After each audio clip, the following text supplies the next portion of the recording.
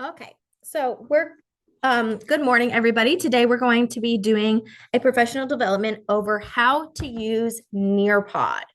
Okay, so if you've never heard of Nearpod before, I'm really excited to be able to show you this PD and to teach you how to use Nearpod because I think it's an amazing tool.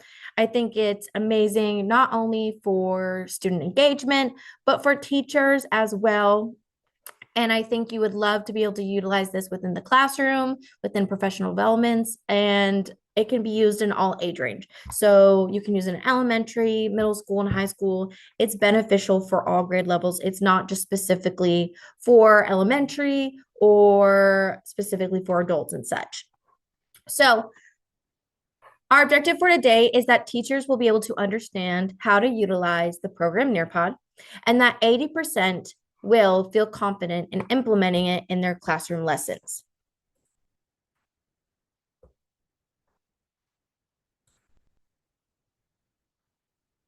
So before we begin, I want to go ahead and take a moment just to get your thoughts on a few things. So my first thing I want to talk about is what technology do you use in the classroom right now? Okay. What technology do you utilize in the classroom? I want you to go ahead and jot your thoughts down here and then send them out. So, for example, I know that as a second grade teacher, elementary school, I use Kahoot. I'll give you about one, maybe 2 minutes.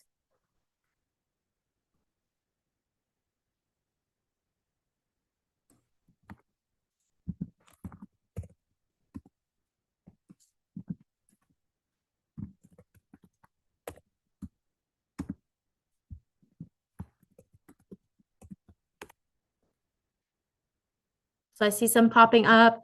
I see Blooket. I know I've used that a lot. Google Slides, we're probably all very familiar with that. Google Classroom,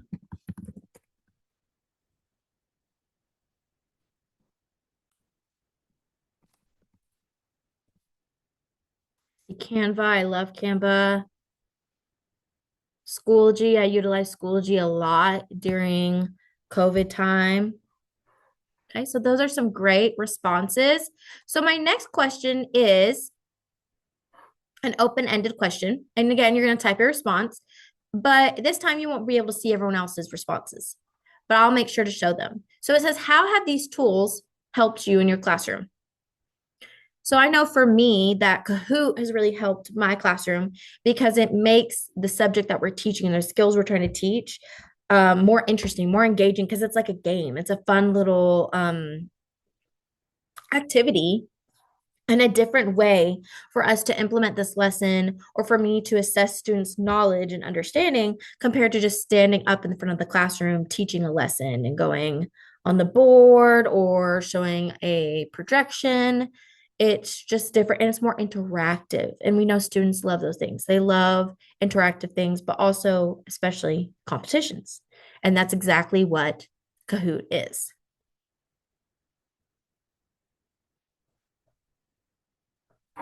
Okay. So then my next question, this is a poll. So for this poll, it asks you, how familiar are you with the program Nearpod? And there's three options. There's A, never heard of it before. B, so you're somewhat familiar. You may have heard of it, but you maybe don't have as much experience or don't feel confident or don't really utilize it in your classroom. And then C, you're an expert. You know how to use Nearpod. You use Nearpod. Okay. Doesn't necessarily mean you enjoy Nearpod because I know that everyone has their own opinions, but that you understand how to use it. And that if someone said, hey, I need you to use it in your classroom right now, today, you would know how to do that.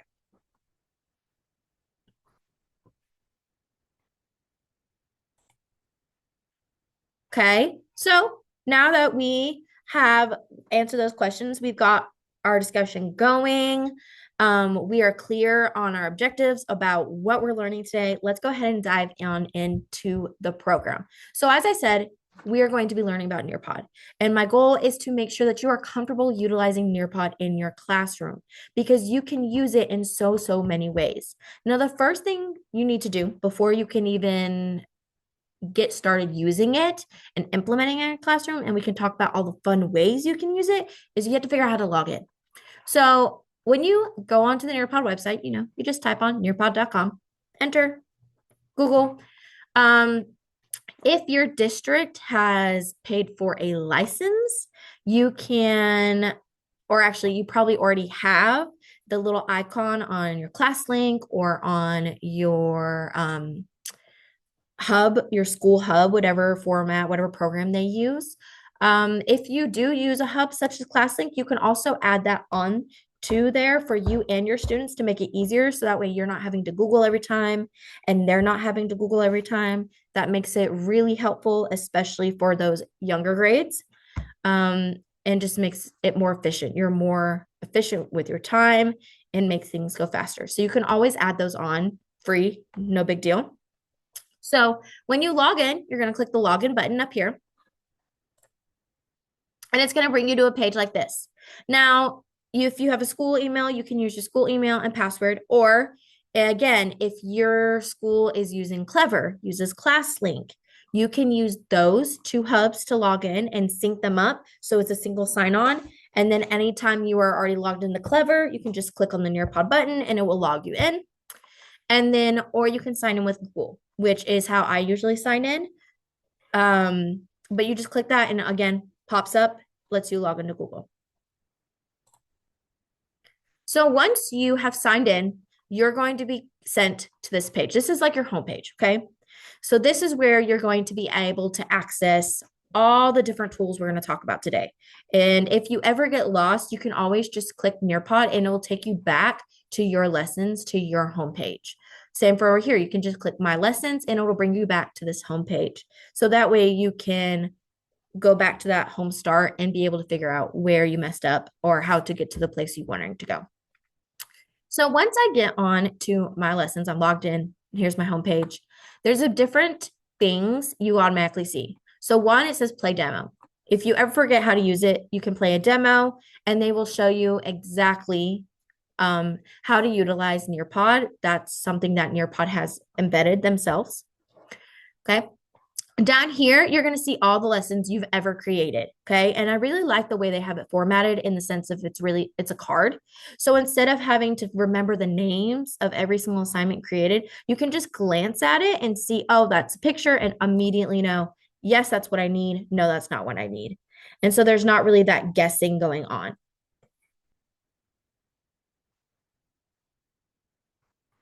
Okay. So then over here on the side, you see a bunch of different options. You see your lessons, you see your profile. So if you're wanting to add your name, change your password, that's where you would go for those. And then reports. So anytime you're wanting to pull reports, which we'll talk more about that later on, but that's where the button you would click.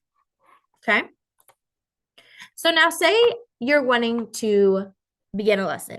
There's two ways you can do it. The first way I'm going to show you is you can search through the school library or the Nearpod library. So say that your teammate across the hall taught a math lesson using Nearpod and you loved it. It was great. You want to use the same lesson, you're going to go down here to the school library. And you can see the lesson from other teachers within your school. And then you're able to automatically add those to your library and then teach them within your class. You're not having to create it from scratch or have them send you anything. It's all right there. Or say, hey, it's a new unit. No one's really taught it before. Okay. Then you can click the Nearpod library and Nearpod will then generate all the results that have to do with your specific topic or standard. And you can then sort through there and find, whichever lesson you want. And now this is not just lessons that are from Nearpod. These are lessons that Nearpod's created, that the school has created, that you have created, that people you don't even know have created and have published are on there. So they're all right there. So for example,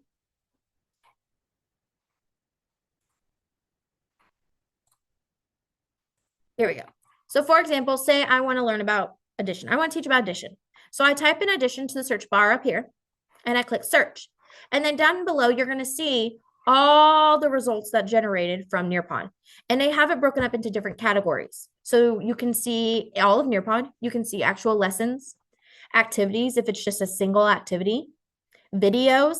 And then over here, you also have My Lessons. So you can see, oh, here are my lessons on addition. Because over time, the more and more you use Nearpod, the more resources you're going to accumulate. And it can get kind of tiring having to scroll through all those resources. So this is an easy way to locate, hey, where's that one lesson I had on addition? Boom, right there. And then it also has related searches. So maybe if you are wanting to do one on addition, but then you need also subtraction, you can jump instead of having to go back and type in everything. Now, another thing you can do is you can create a lesson from scratch. Now, to create a lesson from scratch, there's two buttons you can click. You can either click create lesson up here, or you can create a lesson right here with the plus. And it's going to bring you to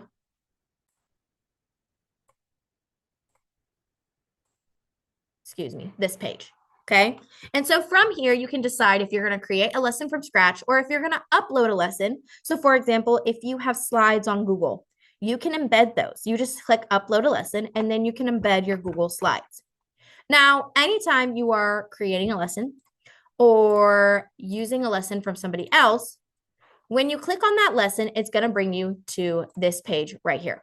And on this page, it's going to give you a preview. It's down here. It shows you what every single slide looks like, and you can go through every single slide without having to actually add it to your library and see, does this meet your needs? Is this doing what you want it to do? Is it have the same objectives? Is it missing something? And then you can click the teach button over here.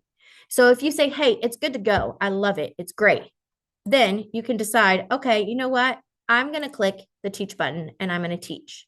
And you have two options. You can either do live participation, where you are projecting it onto a screen, a smart board, and then it's also, though, going to be on students' computers. So once they log in with that code, they're going to pop up on their computers. And then as you're going through the slideshow, it's going to go through the same slides on their computers. So there's no way for them to get lost or off task, because as your slides move, their slides move. So they can make sure they're on the same activity with you. And then also, if you really like this lesson and you're saying, hey, that's great, I really want to do that, but you need more. Maybe you need 2 days worth of lessons, not just 1 day. Down here, they're going to have some options for you that are related to the topic you picked, and you can utilize those lessons as well.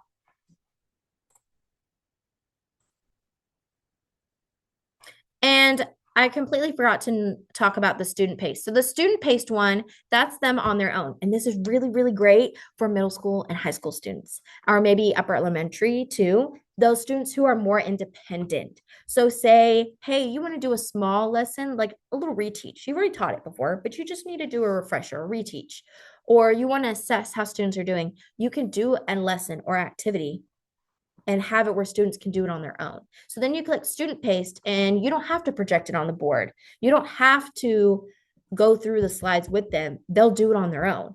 And so they can sit at their desk and work through whatever lesson or activity you create on their own time. And then you will be able to collect all that data and just store it in Nearpod. So say you see a lesson and you're like, yeah, it's okay, it's missing something. It doesn't exactly align with what I need. I got to fix it. You can just click edit lesson. So this is for lessons that are already created by other people or that you created in the past. And you hit edit lesson and you can go in and it's going to bring you to the same thing as it would if you were to create a lesson. It's just going to generate all those slides already. And then you can go in and add or take away whatever you need. So once you have entered in to the lesson, okay, if you are creating a lesson from scratch, it's going to be blank. There's not going to be anything over here. It's going to pop up with a blank slide and ask you to pick a theme. But if you were to pick a lesson that somebody already taught, or you taught for the past, or it's from Nearpod library, whichever, or if you embedded your own Google Slides, it's going to look like this on the side. Okay, so you're going to have your slide bar over here so you can scroll through every single slide. Over here is going to project the slide you're on. And this is just where you can start that editing, start making it your own.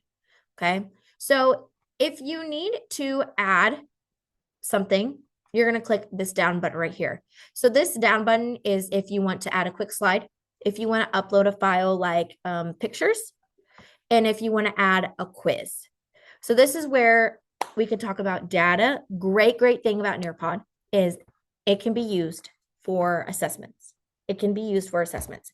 So they have quizzes, they have activities, and anytime a student completes an activity or a quiz, it's going to show you what their response was.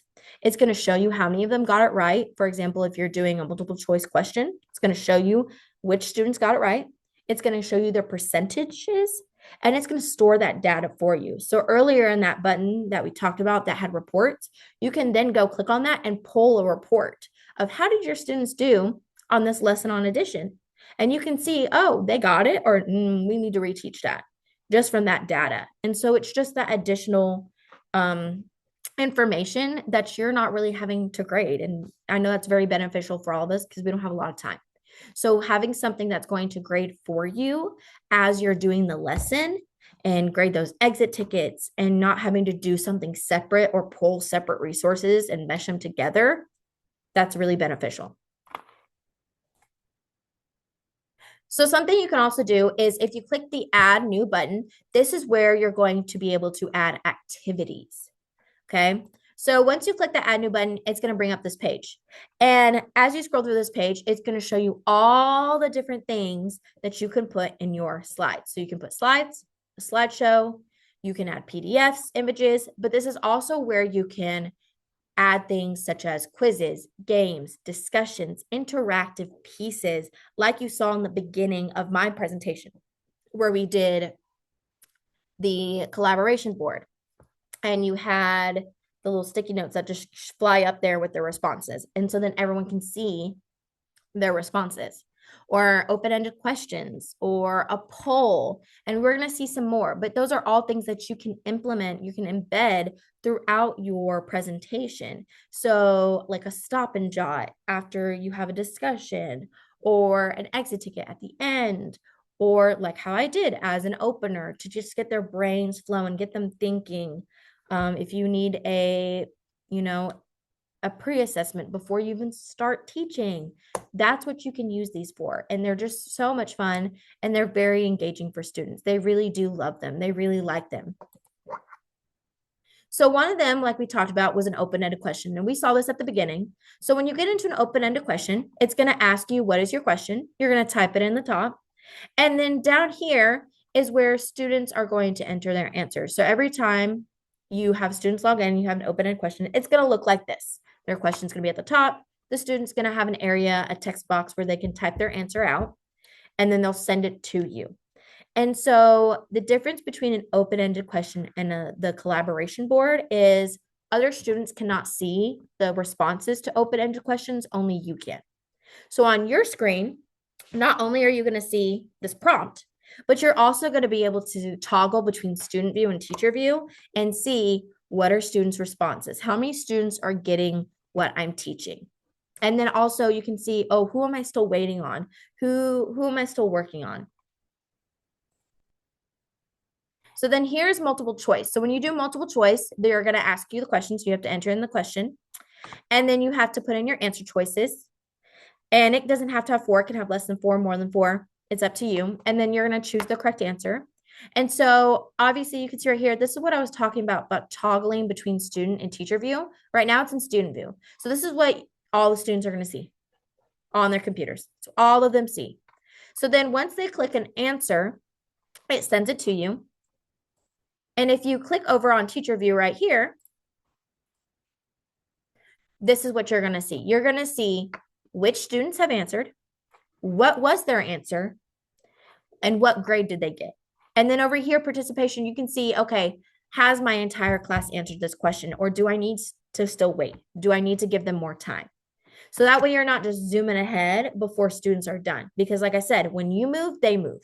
So if you move on ahead before all of them are done, then that kid's not going to get a chance to answer. And you'd have to go back in order for them to answer. So you got to make sure that they've all answered. And then once you move on, Nearpod is going to store this data for you. And so here is that board. We talked about that collaboration board where they type in their thoughts and it just sends it up and it posts it there for everyone to see. Now, you again can toggle between student and teacher view. And when you toggle through teacher view, it allowed you to set some privacy settings. So maybe if you want to conceal students' names, you want to conceal your answers, you can do that. You can also push out answers to students when it's not a collaboration board. So that way, if you want the whole class to see something, if you want them to see, oh, look, I love these responses over here, I want to share those responses with the whole class. And so up here's the prompt, and this is where they're going to send their thoughts. And they have a button where they can put that back up. So that way, if it gets in their way, they can click it back up and it will get out of their way. So that way they can see everyone's responses. And then this one is really cool. This is a drawing activity. So in this activity, you have a prompt at the top, and here students can type, they have a text button, they can type, but they can also draw. And this is really great, especially if you have students who are not strong typers.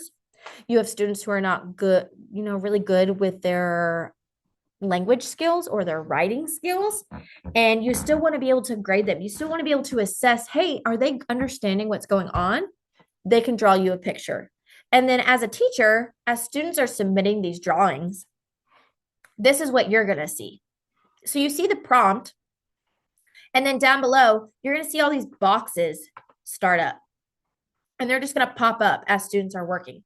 And you're going to be able to see, what are they drawing? And you can just get a quick glance instead of having to walk around the room and look at everyone's computers. You could just get a quick glance of, hey, who's got it? Who is struggling? Okay. And then you can also make sure that they're on task, right? That they're drawing what you ask them to do. And so once you have finished editing your lesson, you're ready to teach. Okay. And you hit that teach button we talked about in the beginning. Okay. This is how students are going to join on right here. So this is going to be projected on your smartboard, and students can either click join.nearpod.com, or they can click that app we talked about. If they're using Clever, ClassLink, they can use that. And they're just going to log in with that code. And when with that code popped up down here, you see your options. So you can allow student reactions, hand raising. And if you are worried about that, you can obviously turn those off. I've never had to turn those off because students honestly don't really realize those are things. They're just too engaged in the other activities to really even care about that. But you can always do that. And so this is where students are going to enter in that lesson code. And same for you as an adult. If you're ever in a PD, or if you are using Nearpod as a PD for other adults, this is where they're going to enter their code in at the top. Okay. And same for students. And so then it'll take them into that lesson and they'll be ready to go.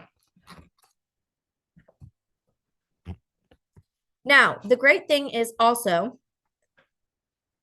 is as students are entering in, you have a student list right here. So you can see exactly, okay, who has logged in, what name did they use? Because I know for my students, I prefer that they use their real names and not fake names. So that way I know who is on there, but also for data reasons, because if I'm going back and trying to take grades from this and they have T Swizzy in here instead of their name, I'm not going to know who they are. I'm not going to know who T Swizzy is. So I always like to make sure they have their names. That's very similar in Kahoot like that. It will ask them for a nickname once they put in the code, and it'll give you a list of the students' names right there. And so then you can see, okay, how many students am I waiting on? Do I have this many signed in? Who in the class maybe needs help? But once they do it more and more, they get really good at it, and they don't end up not needing any help at all. And especially if you have that app button linked in and embedded. So now you're like, what if I need to move on and a student isn't logged in yet? Or what if I'm in the middle of a lesson and a student comes back from, being pulled out or something, or they came in late? Or what if my student was messing with their computer and they kicked themselves out? Because we know it all happens. Okay. We all know it happens. Students do it. They do it to me all the time in my class. They were messing with something and they get kicked out of whatever we're doing. Well, the great thing about Nearpod is as you are working, this code is going to be up here the entire time. So that code we saw in the beginning that was blown up really big so everyone could see it, it's going to be at the top the entire time during your presentation. So during your presentation, as you're working, students can easily just look up to the board and be like, oh, there's that code, and they can log right in. Okay. That code isn't going to go away, and you don't have to do anything to let them in. So it's not like Zoom or something where you have to approve them and let them in. They'll immediately be able to join, and it will bring them exactly to what slide you're working on. So instead of them having to sit here and click through all these slides and activities to get to the page you're on, it'll automatically, once they log in, it'll pull them to the point you're on in the slide. So that way their screen matches what you're doing on your screen. And so they may not have that data if they miss those activities, but it'll save time because it's just so quick and efficient that they can hop in there and you don't really have to do anything. You can just say, hey, log on to Nearpod. We're doing this lesson. Here's the code, and continue teaching and doing what they're doing. Okay. So that's really, really awesome.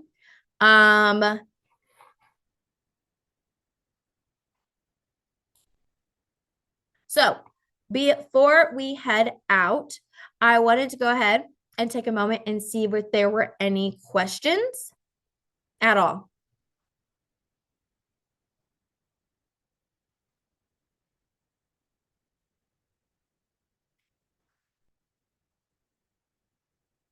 So I know I got one question about some other activities that they have because I only showed a few. If I sat there and went through all the activities in Nearpod, we would be here forever. I only went through a few, but I can actually probably show you one more.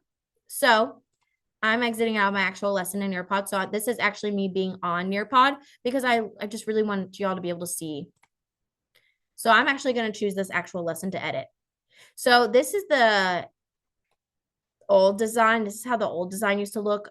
The new beta design is the one that I've showed you guys. So this is how it's going to originally show you when you log in. And so like I said, click that add new button and you can scroll through and it'll automatically bring you to each of these categories. So you could put in a video. You can do virtual field trips. That is one I didn't talk about. You can embed virtual field trips and they're really, really cool. Like they're so interesting. You don't need a headset. It works on any device. They use VR images. It's awesome. Okay. So another thing you can do is you can do fill in the blank. I know that's really great for those upper grades because now the STAR test, since it's been redesigned, you have to have that practice because they do fill in the blanks on the STAR test. So that's really awesome. They also do matching pairs, just like you would think like a game.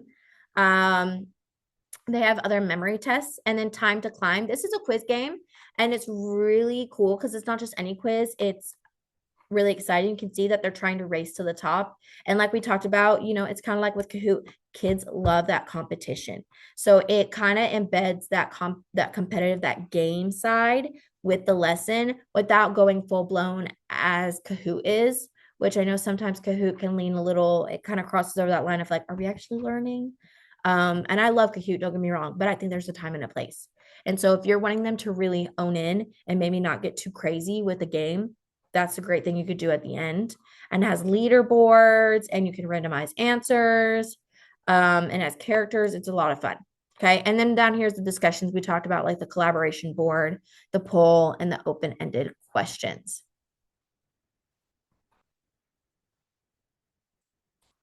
So now that I've answered everyone's questions, I want us to go ahead and I want you to show me with your thumbs up and thumbs down of how we're feeling now. Okay. So how confident are you feeling with using Nearpod? Because we talked about that in the beginning. That was our original question. Let me go ahead and pull that up. So that was our original question right here was how familiar are you with the program Nearpod? And we said never heard of it before, somewhat. And then we said expert. So on this actual poll, so now that we did that, I want us to go ahead and tell me again, are you good? Like you're an expert? Are you somewhat? Or are you like, I didn't got it. I don't got it. Okay. I hope that none of us are like, I don't got it, because again, it's very user friendly and it's such a great tool that you can utilize in all grades. So if you are struggling with Nearpod as you're using it, I'm going to have this presentation available to you. But if you are struggling with Nearpod, you may also reach out to me. My contact information is right here. It's generating, excuse me. There you go. My contact information is right there. And you can ask me any questions that you have. Please feel free to reach out if you have any questions. Do not hesitate to ask. I am here to help you. There are tons of fun things we could do. I've seen this so beneficial in so many classrooms. A lot of districts are starting to actually buy licenses and implement it district wide and really encourage their teachers to use it. If your school does not have a license, you can still use Nearpod. It is free. It is 100% free. So now there's other things that maybe you don't get to have as much access to, but a lot of it is free and it is very um, accessible in the sense of the stuff that's restricted for those premium members is very little. It's very little. You can still utilize it and it be successful and the payoff be huge for someone who's using it free. But thank you.